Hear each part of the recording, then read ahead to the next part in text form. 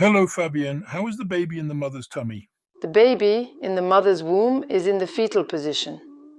A fetal position is a rounded position. When the baby comes out of the mother's womb when he is just born, he will tend to seek this fetal position. We sometimes speak of the C position. In this position, we observe a grouping of the arms and legs. The child does not know how to hold his head when he is born. He does not mature in the neck muscles.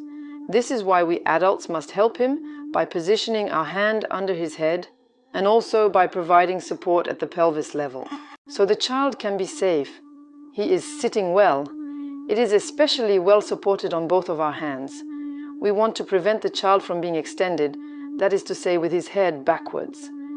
If he does not feel supported, the baby will drop his head backwards. It's natural because it's heavy. It is a quarter of your baby's weight. If your baby weighs 4 kilo, his head weighs 1 kilo. It's a bit like having a motorcycle helmet on your head. Your baby's head will tend to move backwards and his arms outwards. To avoid this extension movement, we will accompany it and bring it to the winding.